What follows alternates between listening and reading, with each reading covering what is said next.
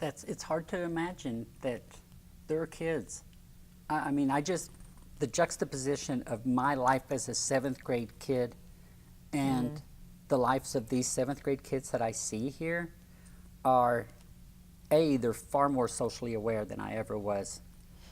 And B, I see every kind of kid imaginable in that school. And that makes me smile. And I think it's also important to know you don't know who's in your class. Right. You don't know what their story is, and sometimes they don't know yet. So whether you're teaching math or English or health or science or social studies, you know, having those stickers up, having the poster up, using inclusive language, not making assumptions. We now, many of us in school, when we're meeting classes for the first time, will ask students what their pronouns are that they'd like us to use. And now, I mean, when I first started doing it, 6th graders in particular would look at me and say, "What?" And I'd say, "Well, quite a little explanation. I'm Miss Sharp, and I identify as a woman, and if you weren't using my name, I'd like you to use the pronouns she, her, and hers." Now, I say, when I meet a class for the first time and when they're filling out their information for me, "Oh, could you write down your pronouns that you'd like people to use?" I don't know about you, Yeah, but yeah. they know what it is now. And they're comfortable telling you if they want to use a pronoun that doesn't match their gender expression, they'll tell you about it. Yes. We were in your GSA the other day, and a kid that I'd never met wants to use the pronoun they. I'm like, you got it. It's who you are now. And it's that simple. That's what teachers, that one little thing of saying, I agree with you. If you say you want to use they, I agree. They is the pronoun we're going to use. That one little statement to a kid can, like you said, you don't know the impact. How do you, Alex, let the kids know in your classroom that you are an open and affirming and authentic teacher that cares about their realness? The same type of thing in the beginning of the semester or the beginning of the year, asking them which pronoun they want to use. And of course, after my education in terms of supporting transgender communities is fairly recent, so that's something that I'm adjusting to. But I think I used to, in the past, definitely segregate much more boys and girls, or use those pronouns. It must And be that's hard, though, something- teaching a The foreign language is hard, but it hasn't happened in yet.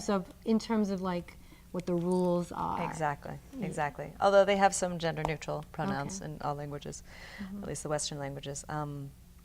It hasn't come up yet after my asking the identity cards at the beginning. Everyone has matched their biological gender, so cisgender.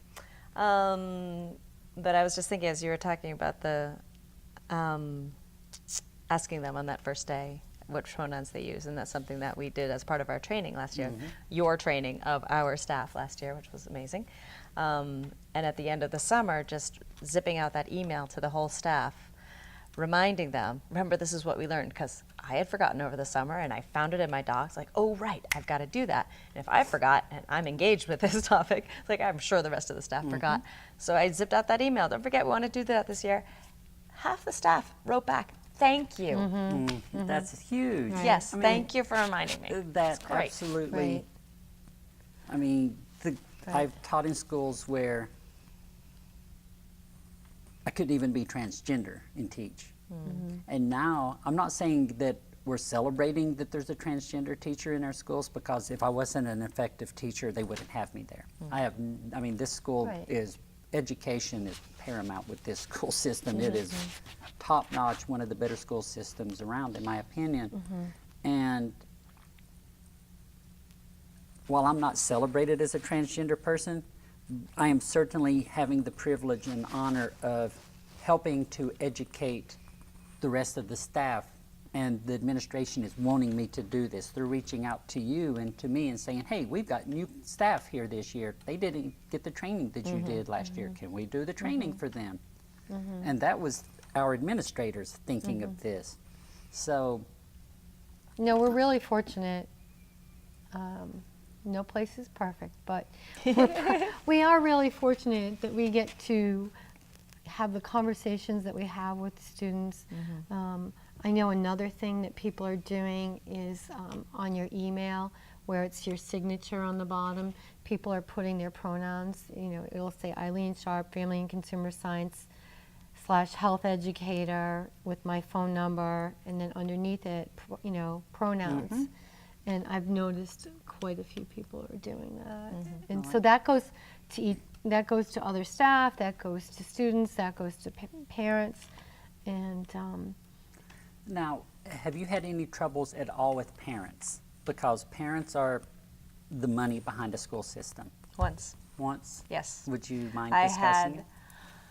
I would say it was 5 years ago or so, and I'd written on my whiteboard the announcement that Students for Safe Schools were meeting every Wednesday.